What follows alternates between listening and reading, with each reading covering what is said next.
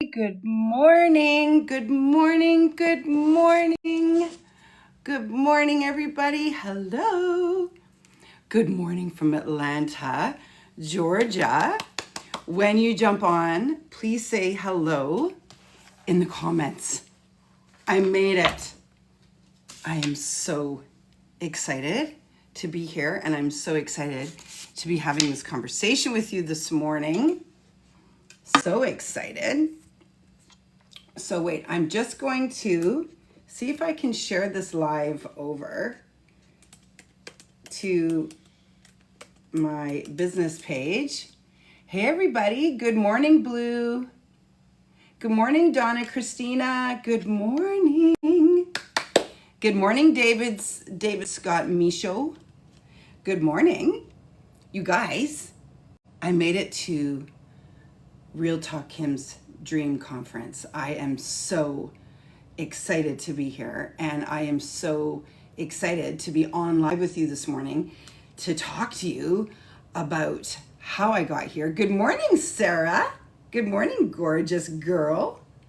Now I'm just going to go over here to my, I have to probably log in.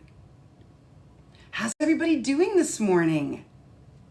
Good morning. Are you on your way? Are you on your way? Good morning, Kent. This morning I am sporting Uncommon Woman swag, and I'm doing it shamelessly. So super exciting. Good morning, Ash. I love you, sis. I'm so glad that everything went well yesterday. Good morning, Kent. Hey, everybody. Hi. I'm just logging in on my laptop so I can share this over on Facebook. How's it going? Who's over on Facebook this morning? I know that we've changed. Good morning, Regan. Okay, I'm glad that you saw my message that I was live on my personal profile. I just wanted to change it up a bit. You know what I'm saying? It is so beautiful here this morning in Atlanta, Georgia. It's already about 90 degrees. I'm not even kidding. And I'm here in my room with my beautiful friend, Doll Teresa, who I absolutely love and who I met through Real Talk Kim. Good morning, Shay. Good morning, Dimitri. So good to see you back all the way from Russia. Yes, yes. I love when we see new people coming in all the time. I just think that's so incredible. So you guys, what I'm doing right now, I'm really quickly just sharing this over on my from my Facebook, from my personal Facebook over to my business Facebook. So it's actually running in two places. Sis, how are you doing? How's everything over in Russia? Crazy Connect 66, good morning. Regan, I cannot wait for you to see this. Have you been through one of her conferences before?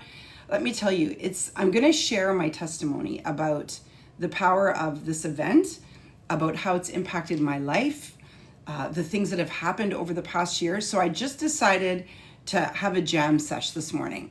So it's a little bit more. I don't have notes for my uncommon moderators. I don't have notes for my team.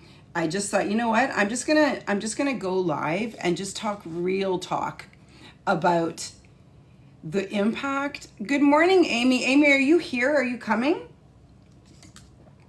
I'm just going to come on this morning and talk about the power of this event and the last 12 months of my life, because it is exactly 1 year ago that my whole life transformed.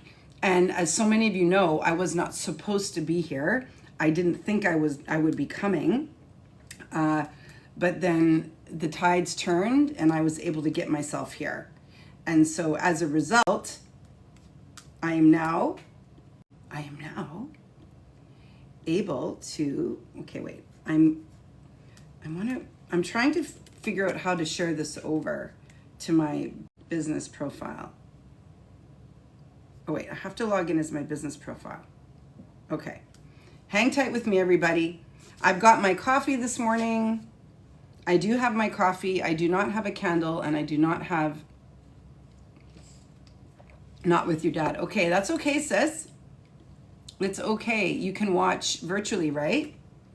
You can be on virtually. So if you're somebody who's going to be live here in Atlanta, and I'm going to get to hug your face, put a 1 in the comments. If you're somebody who's going to be here as a VIP, put a heart in the comments. If you're virtual, yeah. So if you're going to be here in person, put a 1, and if you're going to be here virtual, put a heart. Okay? Because I want to be able to connect with all of you and still see how it's going. You know what I mean? You know what I mean, Jelly Bean? Okay, so now I'm going to go over and I'm going to share this live over. That's what we're doing. That's what we're doing. I'm going to share this Uncommon Woman live from Atlanta, Georgia, Rethinking Dream Conference. Okay, now I'm sharing it over. There we go. So we got our coffee. I've always done virtual. Soon I'll be in PK's personal presence. That's right, sissy. You know it. And I don't think I can make anybody a moderator on the yeah, I can't do moderators on my personal page, but that's okay. I'm not going to need to, right? It's not going to be like that this morning. So I'm donning my Uncommon Woman swag. You can get the Uncommon Woman trucker hat at the link in my bio, my link tree. You guys, look at my hair this morning. Like, can we just talk about how crazy my hair is? It is so humid here. I'm going to try and run down Friday afternoon. Jen sent me the schedule. I try for, okay, let me know. Amy, let me know. I want to see you. I want to hug you. I want to see you and love on you, because I know that you've lost your daddy, and I know that it's a hard time for you. Okay, so you guys ready for it? My mom passed away in August of 2024. And that year, I was in such a dark place spiritually. I was doing really well in every other way. My business was thriving. My friendships were thriving. So many things were thriving.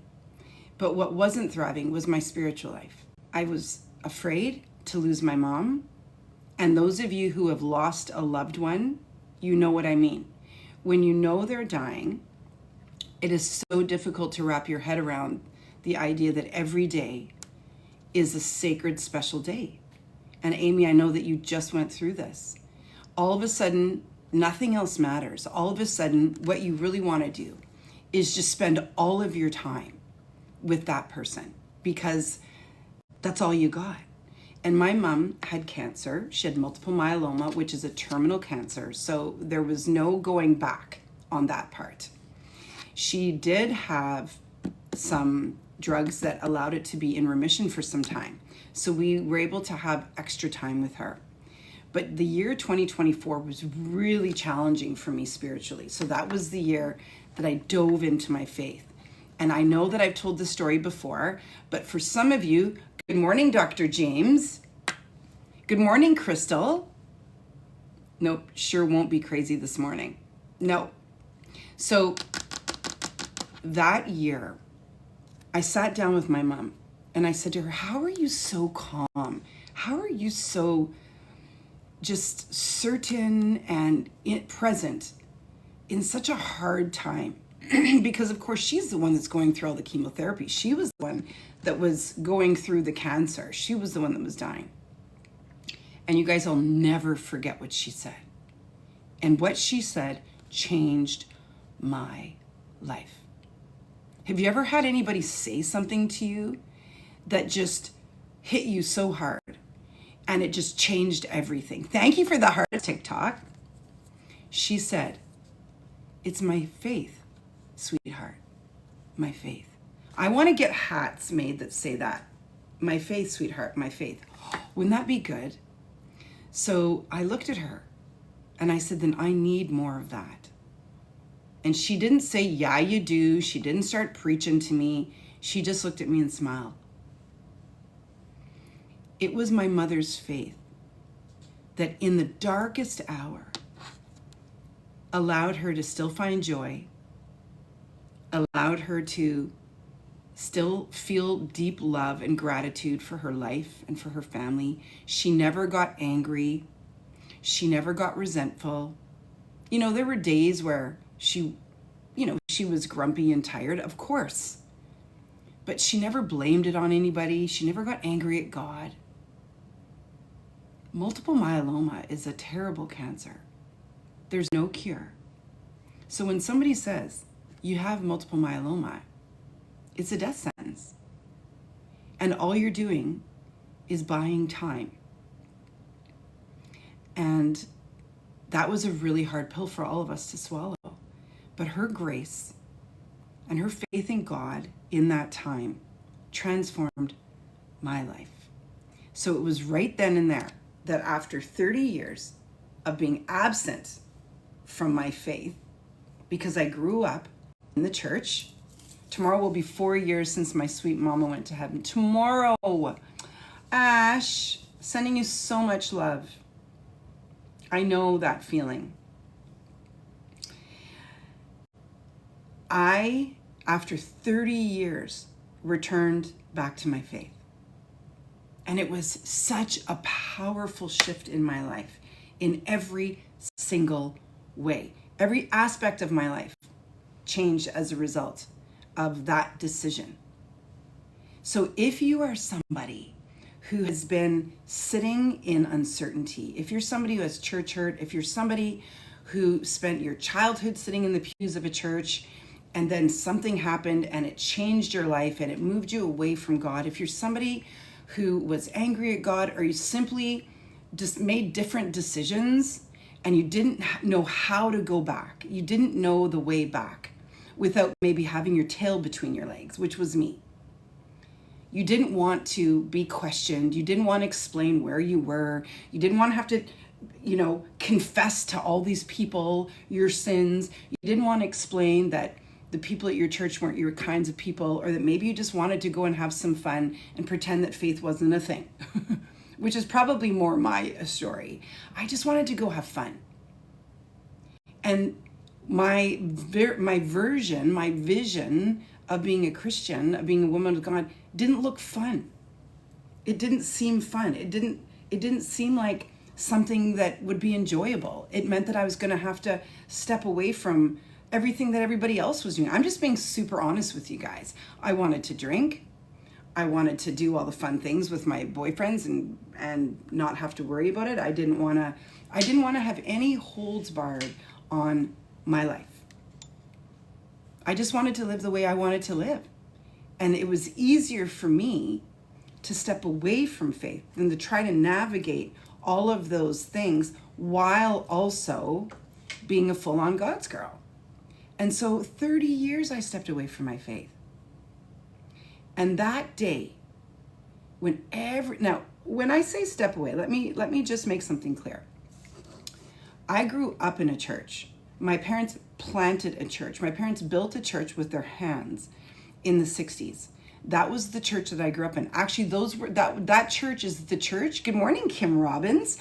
That church. Good morning, Amy. Good morning, Tab. Good morning, Terry. Hello, everybody. Thank you for being here. Make sure you share this out. Please hit share and share this out. Sharing is so important when these words are coming forward. Good morning, Manisha. It's so important to share this out. If you're getting anything from this, somebody else might. We have to support people who are in this position. So my parents built a church. I took my first steps in a church. Yet when it came to coming back to the church and stepping back into my faith, I was nervous. I was nervous about who was going to say what. I was nervous about how I was going to be perceived. Anyone else? Put a 1 in the comments. Good morning, Christian. Put a 1 in the comments if you've ever felt like the pull to go back, but the hesitation because of what it might feel like and what the judgment that might come onto you, because that was for sure me. That was for sure me. I didn't want to have to speak to people about it. I didn't want to have to talk to people about it. I just wanted to be able to go and not explain myself. And so I didn't go back. I allowed that to be the reason why I didn't go back. And when my mom said that to me, I said to her, I need more of that in my life. And that was when my faith journey really began.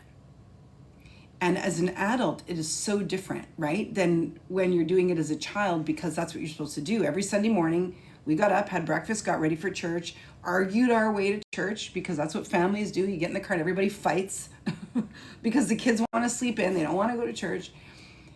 But I loved church when I was a kid. In fact, I loved it so much that when I was a little girl, after church, we would get home from church and have our Sunday dinner, and I would go upstairs into my bedroom and I would pull all of the stuffed animals off of my shelves. I would line them up on my bed.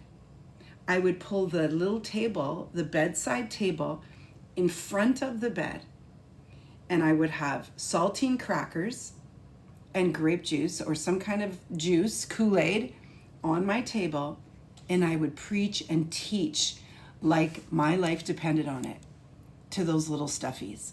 I was doing that at 6, 7, 8 years old. That's who I was as a little girl. I absolutely loved church and I loved God. But when I got into my late teens and early 20s, like so many people, I wanted to see what the world was like without God watching over me. You know? Anyone? And so I kind of exited. But I'm so grateful that I came back.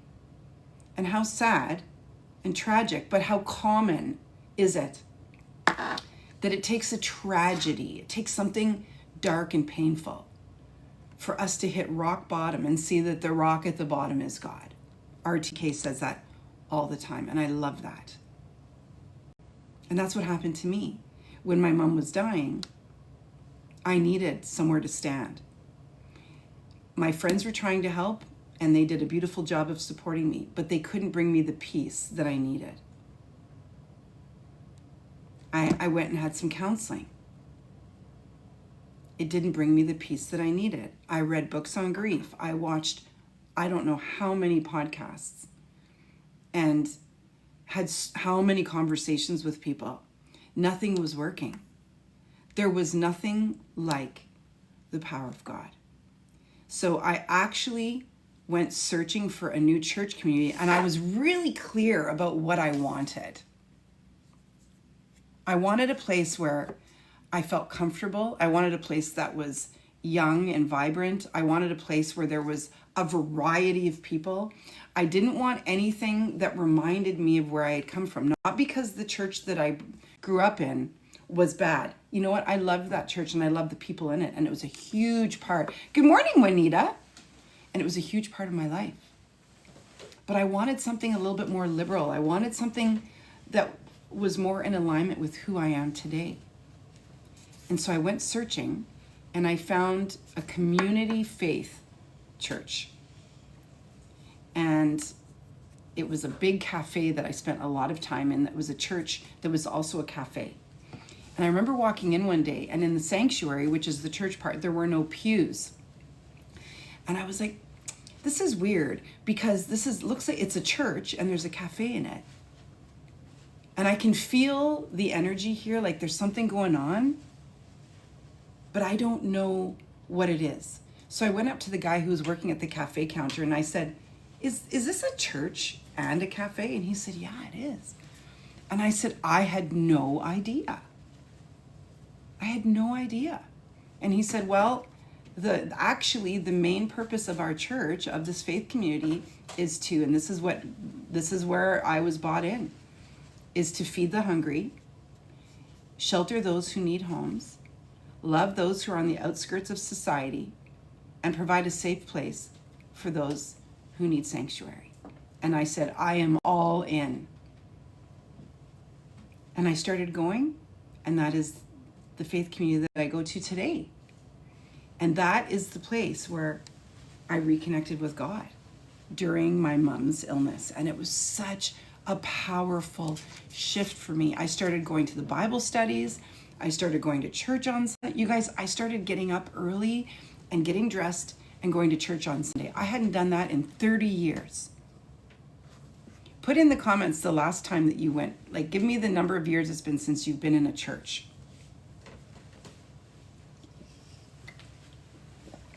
It had been 30 years, except for weddings and funerals. And I used to go to Christmas stuff or Thanksgiving stuff with my parents. But the reality is that I hadn't committed to being in a church in 30 years. And so I went, and it was incredible. It was such a powerful experience for me. And that's when I dug back into my relationship with Jesus. And then I found Real Talk Kim.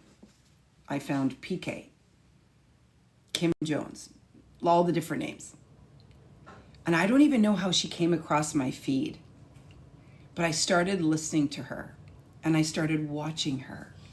And I thought, this is the kind of preaching that I jam with. She's open and inclusive, and she's a woman, and she is preaching her guts out, and everybody is welcome. And so I started, Terry, 20 plus years. Wow. That's amazing, Terry. And I totally understand that. Good morning, Cindy. Good morning, Octavius. Thank you, everybody, for joining.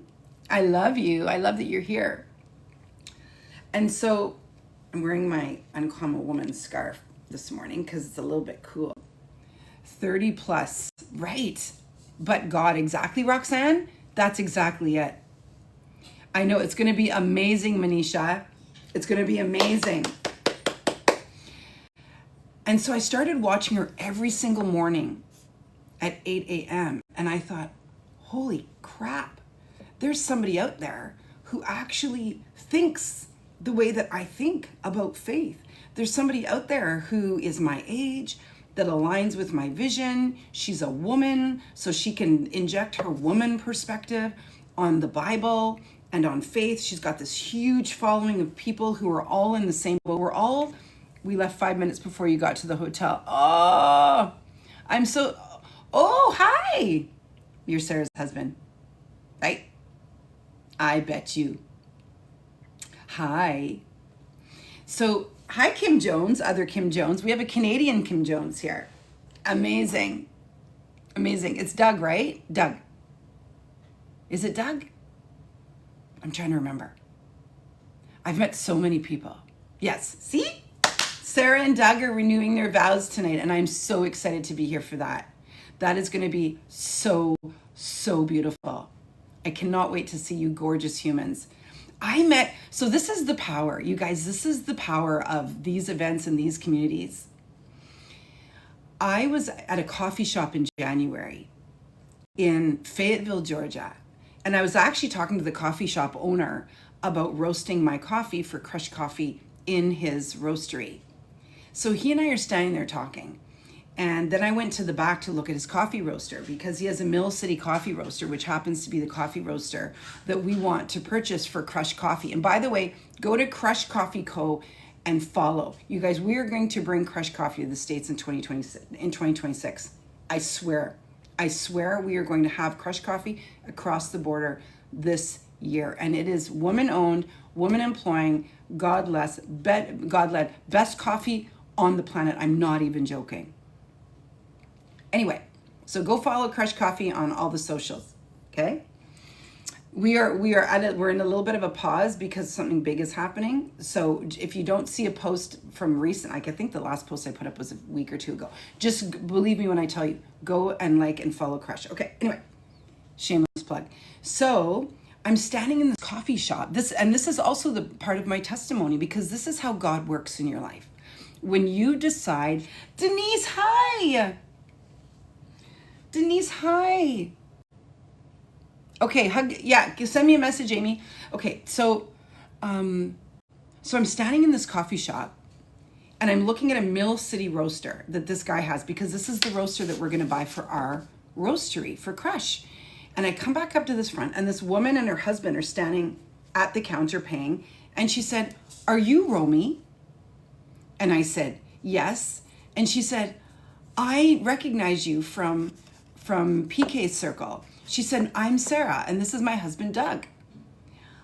And we had a big hug, and the rest is history. She's now part of the Uncommon Woman admin team. She's an Uncommon Woman moderator. If you see my socials for Uncommon Woman, that's pretty much all Sarah.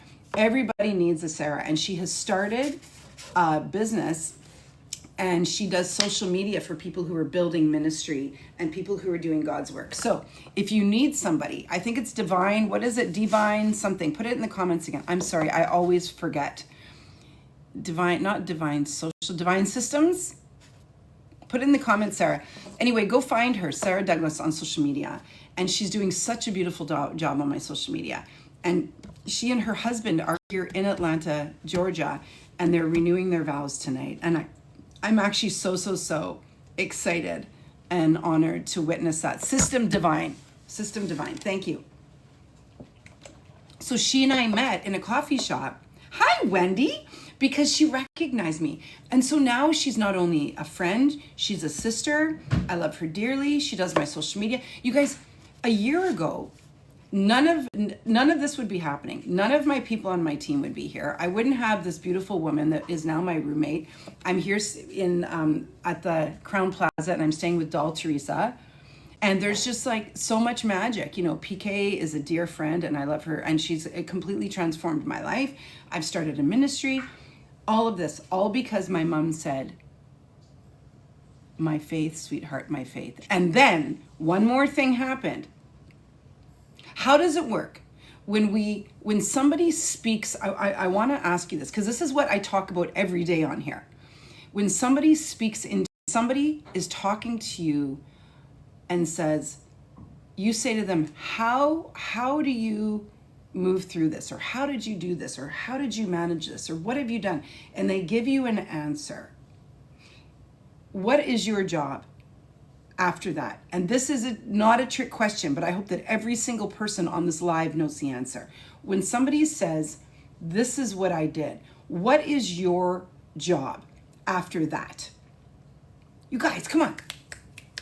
Put it in the comments. What is your job? When you ask somebody how they got somewhere, whether it's business, whether it's relationship, whether it's friendship, whether it's money, whether it's faith, when you ask somebody how they did something and they give you the answer and it hasn't been working for you the way that you've been doing it, what is the thing that you do? You take action. You do it. Because obviously everything that you've been doing hasn't been working. If somebody says, I saved $1 million in 10 years, aren't you going to say, how did you do that? And then they're going to say, well, I did this and this and the movement. Exactly. I did this and this. And then aren't you going to say, okay, I'm going to give that a shot because what I'm doing hasn't been working. It's the same thing. So my mom said, my faith, sweetheart, my faith, but it wouldn't have meant anything if I didn't take action. So I took action.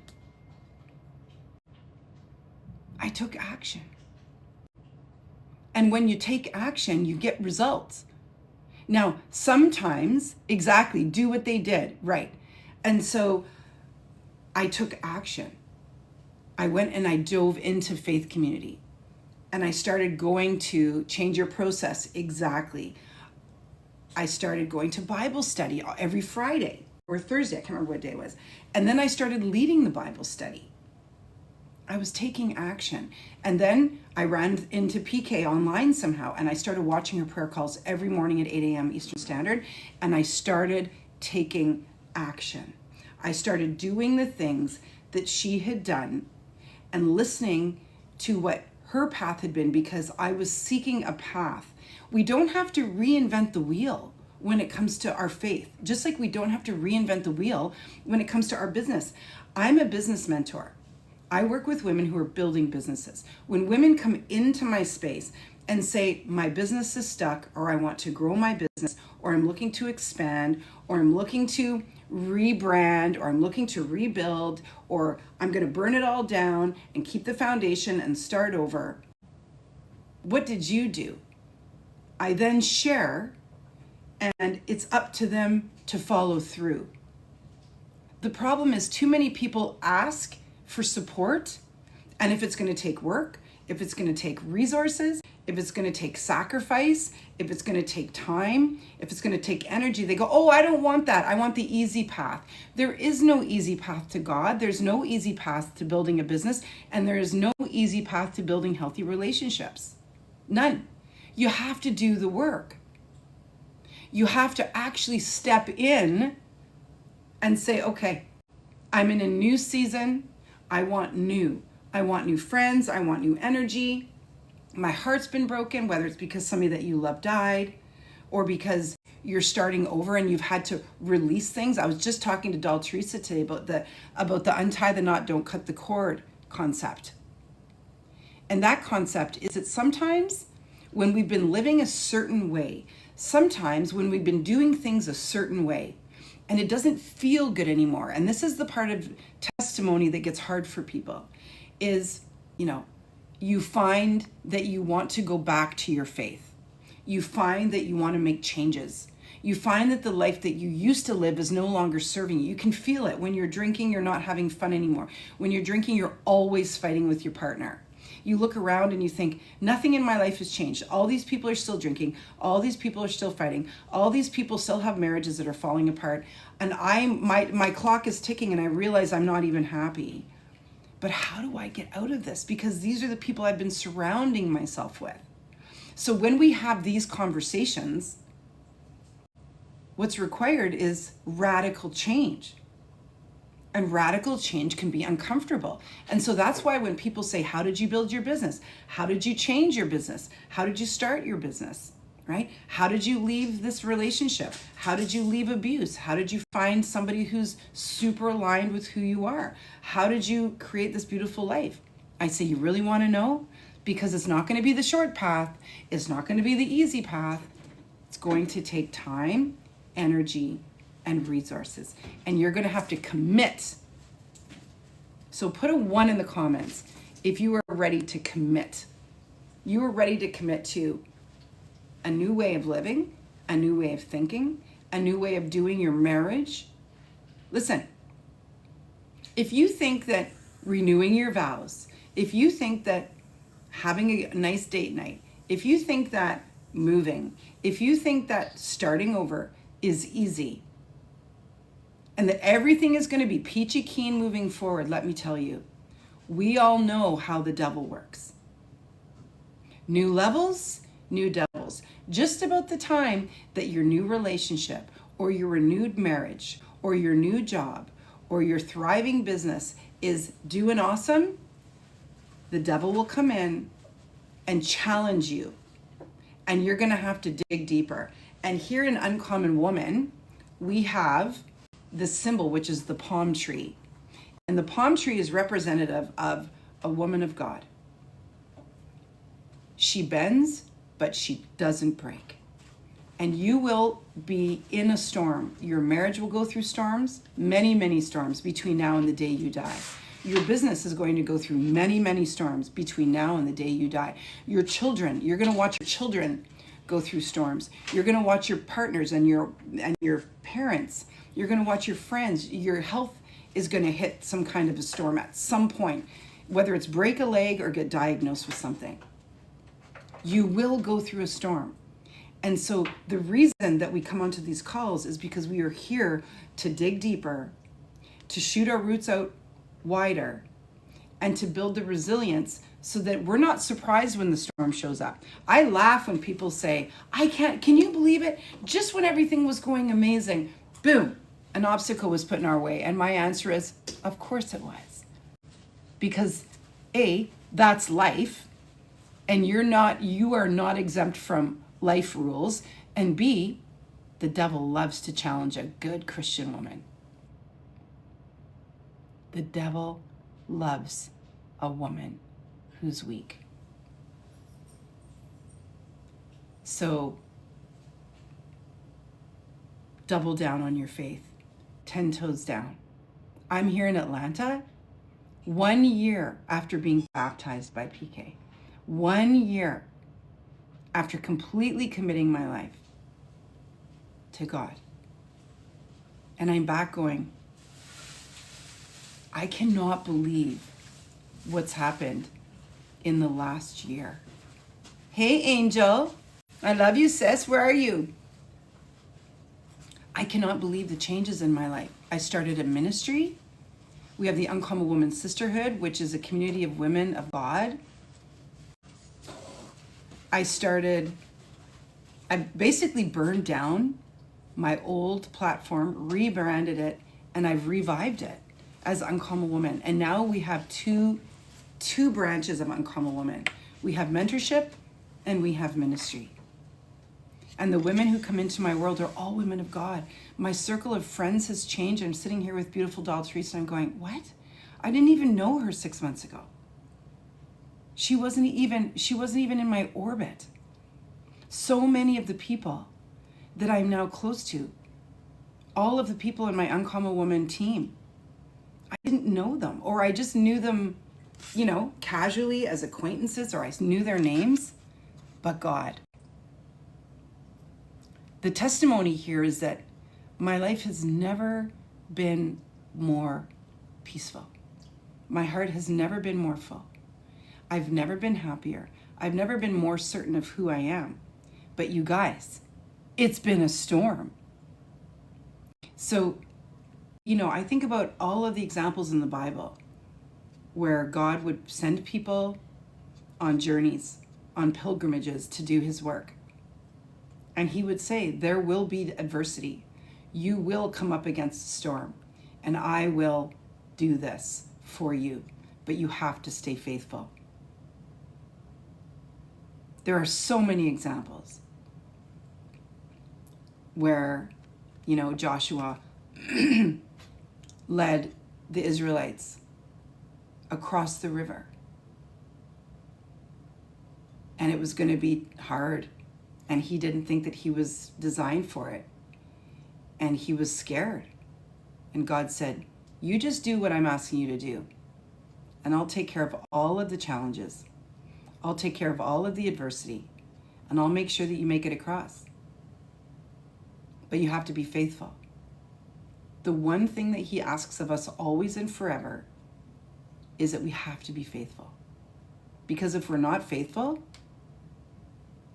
we're not being obedient. And if we're not being obedient, we're not doing his word. And if you're not doing his word, that's not going to be blessed. And I've said several times recently, he's not going to go and bless the mess that you're in. He's going to keep showing you that it's not the right path. And you're going to say, why is this happening? And he's going to say, it's happening because you're not following my lead. I'm not going to bless the marriage that's a disaster. I'm not going to bless your addictive, I'm not going to bless your addictive patterns. I'm going to bless you because I love you. But this whole situation over here, it's not what I'm calling you to do. And you're simply ignoring me. How many times, loves, do we think that we're smarter than God? And we have an intuitive hit, which is God's voice, telling us to do something. And we do the opposite. We think that one more time, one more conversation after the weekend. I was having a conversation a few weeks ago with a girlfriend of mine, and she's in a relationship with somebody, and she said, I just know that this relationship is not the right relationship for me anymore. And I said, well, you know what you need to do. So what's stopping you from doing it? And she said, we're traveling together. And I said, so? And she said, but I really want to go on this trip. And I said, that is the problem. You're trying to override what God is telling you to do. How many times do we override until next week? How many times do we override until it's convenient for us? He is not a God of convenience. He's a God of promise.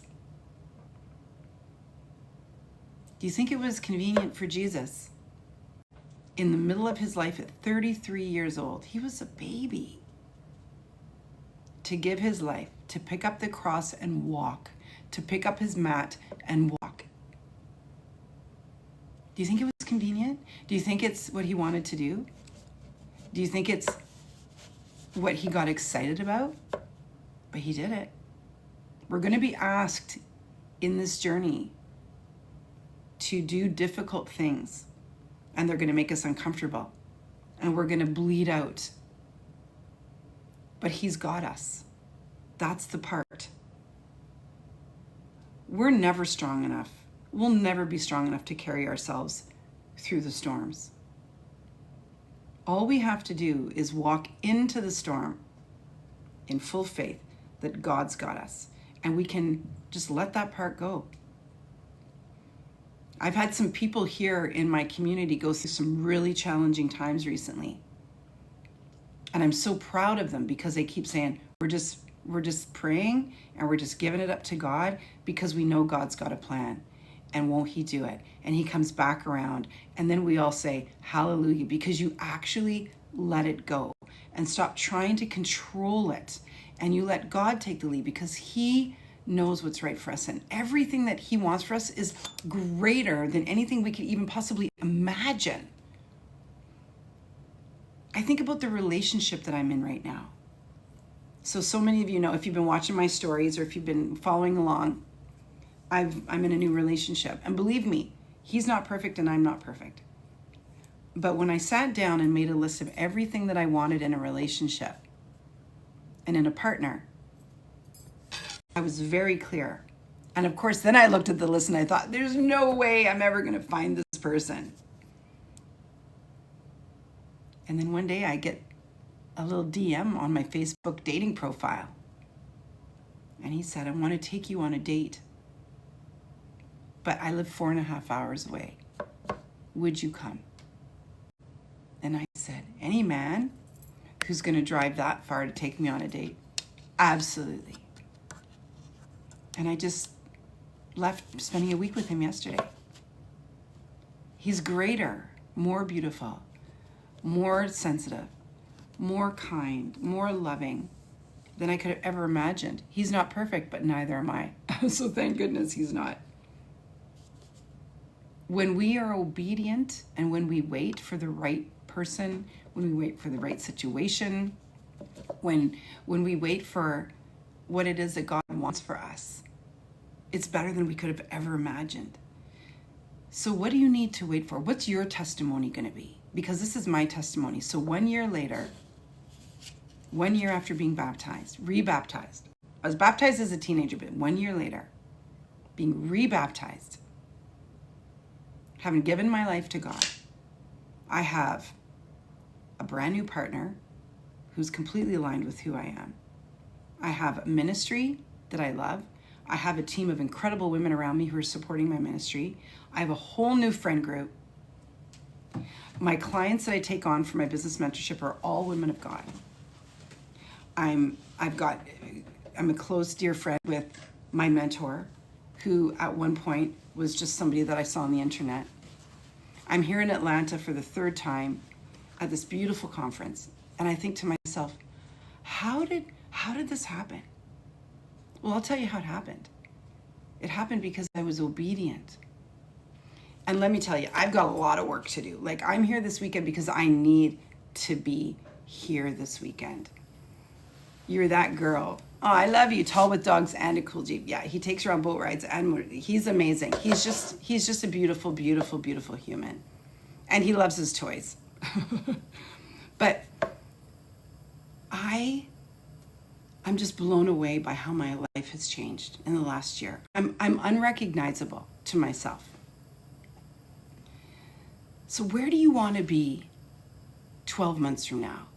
What do you want your testimony to be? Because this is my testimony. My testimony is that a year ago I came to this conference knowing that I needed to recommit my life, feeling hungry for God, feeling hungry to step into ministry and support women in their faith. And I'm not going to be a pastor. I love the work that I do with women in business. I want to be a mentor and I want to run my ministry. You get to have both. And I wanted to have it all and I didn't know how to do it. Good morning, my beautiful angel. I cannot wait to hug your face. And I'm going to kiss your little bruised eye, my sweet love. Good morning, Teresa. Like a year ago, I came to this conference. I wasn't lost anymore. I was ready. I knew what I wanted. So I hired PK. I worked with her closely as a mentor, and I asked her to help me build my ministry and to build the confidence and the courage that I needed to step in. I needed somebody to breathe life into me and to breathe courage into me in a time. You want a Crush Cafe? Let's do it, baby. It's probably going to be more of a Crush Bowler than a cafe. Yeah, it's going to be mobile. Just you wait. You guys, life can change in 12 months. Life can change in 6 months. Put a word in the comments that describes how you want to feel 1 year from now. If I had put a word in the comments, if I was you and I was putting a word in the comments a year ago, I would have said free. I wanted to be set free from the way I was feeling. I didn't feel like I was living an aligned life anymore. I didn't feel free in my heart. I didn't feel like I could talk about God the way I wanted to. I didn't feel like I could move in this world the way that I wanted to. And the beautiful thing was that PK saw it. And she said, girl, you've got the oil. You've got the anointing. You got to go do this work. Nobody had ever... My mom told me that I was made for ministry, but my mom was gone. My mom was actually the one who said, you are made for ministry. And I said to her, no, I don't. I don't ever want to be in ministry. Everybody that I know who does ministry, this is before I met PK, is staunchy and they wear like polyester pants and they stand at a pulpit and they preach at people. And I don't want to be that person.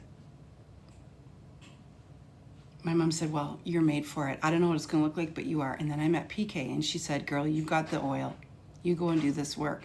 But I needed somebody to show me the way because I'd never seen anything except the kind of ministry that I was used to.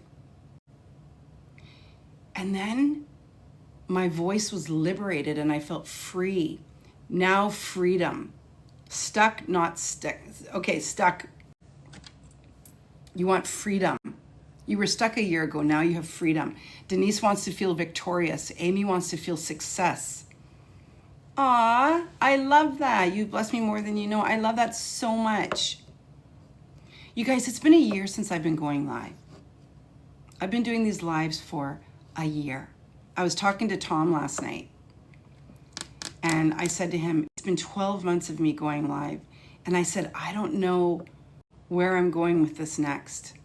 And that's one of the things that I'm gonna pray about when I'm here is where do we go next with this? Do I keep going live 5 days a week? Like, is it valuable for everybody? Do I change things? Like, what's next? Because I really, really need to talk to God about this. Because what's next? Where do we go as an Uncommon Woman ministry? Where does the sisterhood go next? Where do we go next as a community? Where? I don't know. Right? Juanita, I talked to you today, right? I think I have a call with you this morning. I forgot about that. I just saw your name now. I haven't looked at my calendar yet. That's so exciting. So exciting. So be praying for me and be praying for Uncommon Woman Ministry and my team. I know my team's always praying for me and for this ministry. So where are we gonna go next? It's exciting. And I know it's only going to get bigger and more. I know it's only going to be greater. I know it's only going to be greater. Aligned and free. I love that. Where do I want to be in a year? Global. Global is my word for this year. Global. Global's the word. Uncommon Woman is going to go global. So we already have Uncommon Woman Australia and Uncommon Woman USA.